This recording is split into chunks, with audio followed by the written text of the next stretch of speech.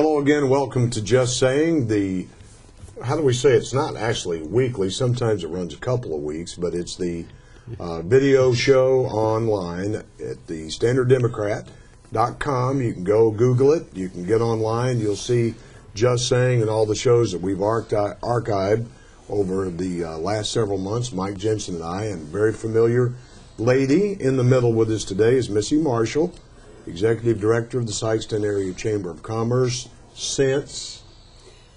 Let's see, started my 12th year at the Chamber. 12th year, how Yes. about that? It's been a long time. You've survived Time longer goes than rapidly, me. doesn't it? Time goes by really quick. Yeah. Yes, it does. And your plate is always full, I tell Very people. full and always changing. And you're on my speed dial, as you know. Yes, I'm on a lot of people's speed dial. Yes. Yes, you are, as a matter of fact. As a matter of fact, yes. And we're entering a new year here, and I know you got the Chamber Annual Banquet, which is a tremendous event. We were talking how much it's improved over the years, and it's coming up the end of March. March 29th, that's a Thursday evening at 6:30 at the Sikeston Fieldhouse. Ray's of Kelso is catering our event again. Excellent. He did it last year and does a wonderful job. The evening is called Night of Perfection, and we are celebrating Sikeston's talents. And that is in the arts. It could be music, it could be painting, it could be sculpture. We have a lot of talented people. We have art galleries in our area, and we're going to celebrate that. Wonderful. And Steve and I are available for a vocal duet, by the way. Well, you've noticed I have not made that call. But we're preparing. Yes. We're preparing. But it should be great. We have a lot of local talent as far as what you want to call semi-professional adult talent, but we're also going to draw in the high school, the younger students in the area who are very talented as well, and support their efforts in the arts. Well, that's great, and that's going to be on the 29th, and you can buy tickets. Yes, tickets are $35 a person. You can get a table of 6 for $200, and all you have to do is contact the chamber office. Or you can call 471-2498. It's always a good event. I mean, it's a source of pride for the community. Get together, the educator, the small business, the regular business, the law volunteer. enforcement. We do small business, larger employers as well, civic groups, community volunteers. We even have a Chamber Volunteer of the Year award, and that has become very popular. Yes. And our board members are not eligible for that award. These are people who volunteer their time. They're not chamber board members. Right. So it's a great night. We give out 10 awards. We have a great meal. We celebrate the award recipients. That's what the evening's about. It's about them. And the fact of the matter is, and we are blessed in this community, as others are, we do have a very large, dynamic, passionate group of volunteers. Yes. Who take the time, and Steve is as much of activist as anyone in this community. There's no shortage of available projects that people can volunteer. And absolutely. In the past, we have recognized individuals who've been involved with the depot. They've been involved with the library or the Humane Society. There is such a variety of what someone that is in our community or moving to our community can get involved with. There's the traditional things like the JCs or the Kiwanis or Lions or Rotary and so on, and I don't want to offend any of those groups by leaving anybody out. But you mentioned Lions. I did mention Lions.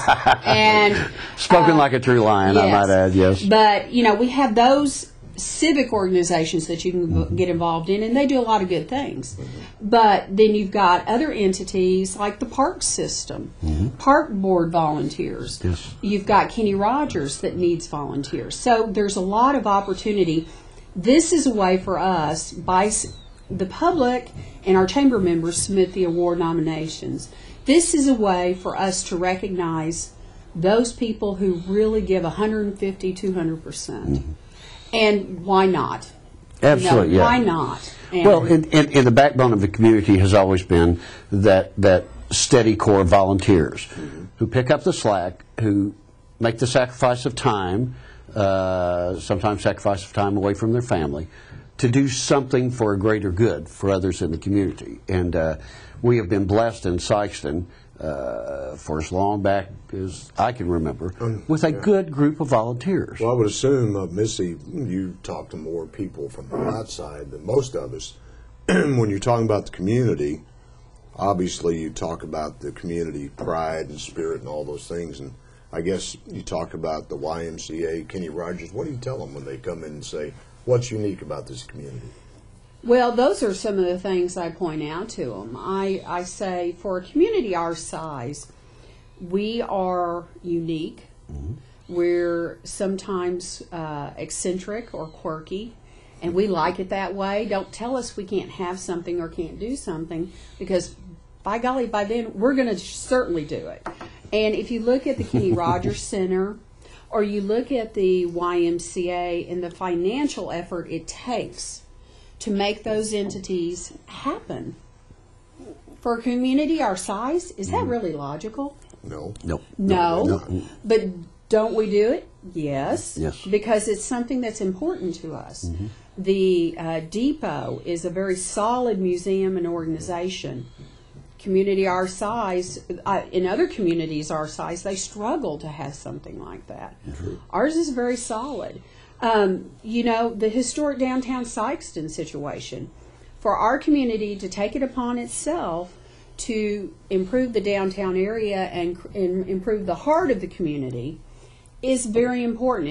It makes a statement about who we are to the outside world. So when I take somebody on tour and they see all these wonderful things and they see the new development, but they see that we respect and maintain our history, it shows a very nice balance for a community. Mm-hmm. It shows our uniqueness, because logically, based on population, we shouldn't be able to do all this. No, that's right. That's right. Yes. But we want it, we choose to do it, and we make it, as a community, we make it happen.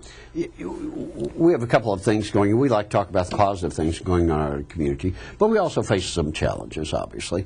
We've seen a decline in our population over the past 20 years or so. We've seen a reduction in our retail community. And we're not alone in this. Don't get me wrong. Not by any means. But we've seen some of these things that are truly challenges for any community.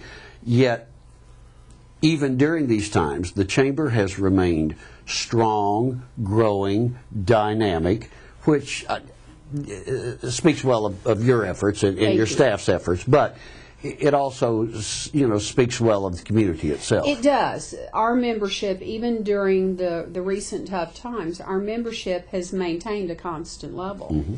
Even with a business that might close, we've gained a new business. Yes. And that's what people, I see it, my staff sees it, but the typical public doesn't always recognize that.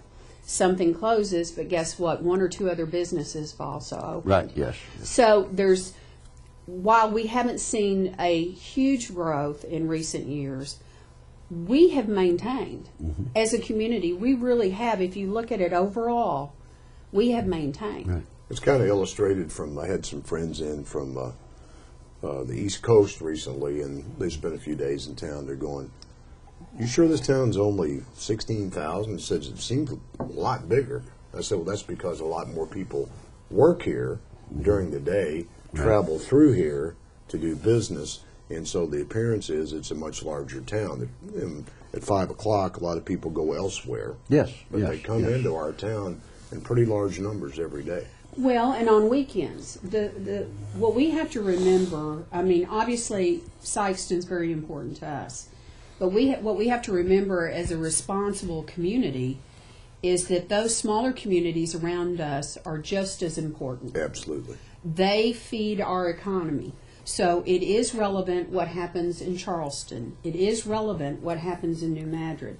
It's relevant what happens in all the smaller communities around us, because they are part of our feeder system. Their business comes in. They leave, they don't reside here, but they impact what we do every day. And there's another great example of that, and I'm glad you brought that up. that I just noticed the other day, the United Way campaign, which recently completed in Sikeston with a record level. Yes. And we've all been involved in United Way efforts in the past, and believe me, to go over that $100,000 mark in terms of their contributions, I commend them. That's tremendous. But to illustrate the point that you were saying, to do that, the United Way has reached out and now provides services and funding to entities outside of Sikeston. Reaches into New Madrid and to Dexter and Charleston and what have you, which gets back to a regional approach that Steve has championed for 20 years now, and that is that sometimes in all of these efforts we have to look outside of the city limits. We can't be held captive by that. Absolutely. Missy caught that vision early with the support in Mid-South, which was originally SMETA. The regional Boot Heel Training Group came through the chamber. Yep. So the regional thinking has always been there with Missy, and I applaud her for that. I was thinking about the Kenny Rogers Center every year at Telethon, the town of East Prairie, what it does. Tremendous supporter. Lilburn. Yes. They in New Madrid, and then you go up north to Morley, and the fact that we had 2 state champions last year in basketball with a 63801 zip code. Those folks in Scott Central, they're ours. Yeah, absolutely they are. Yes. So we've got to build on that and continue not to forget that and not have our minds, the parochial part, so narrow that we forget what's going on. And we're fortunate. I do think vision, or regionally as far as visioning what the chamber is, but our board of directors thinks that way. They understand the interrelationships of the communities around us as far as revenue and workforce and all that happens. So I'm very fortunate to have a board that will go along that route.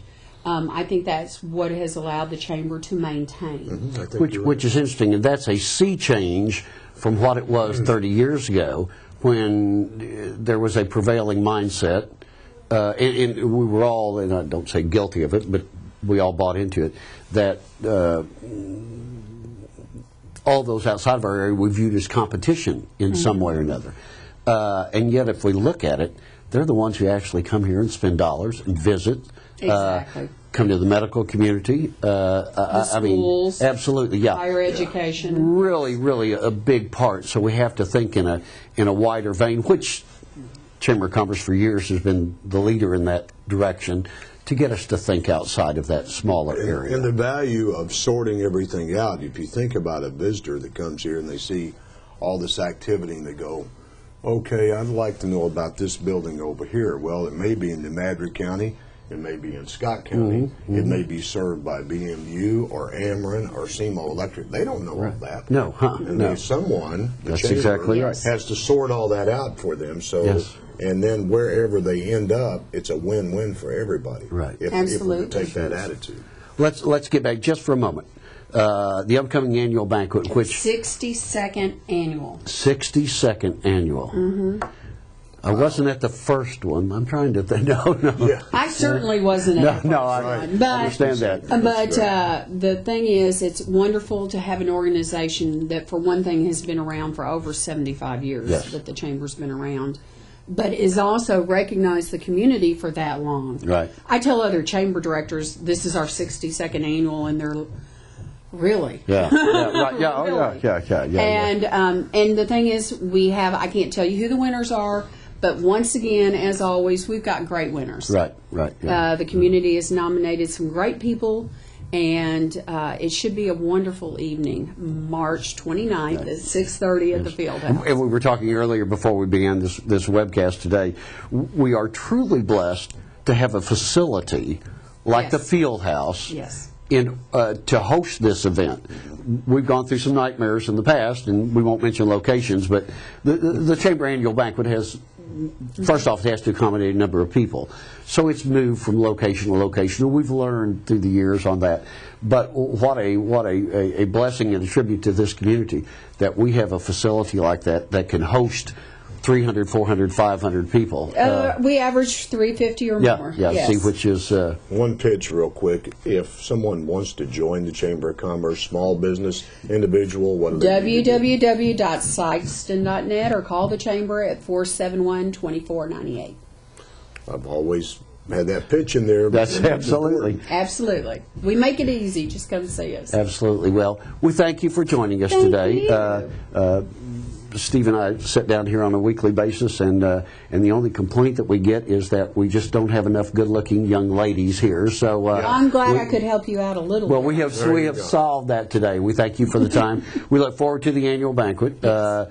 It's kind of like the Academy Awards. We're kind of all anxious to see who the winners are, so to speak. But the fact of the matter is, everyone's a winner. I mean, seriously, everyone who is nominated for these awards deserves recognition because they made the sacrifice of time and effort and the stress that goes with that. So they're all winners. But there will be some of those who will be recognized above the others on March 29th, and that's good. We thank you for joining us. Thank you. We thank you for joining us.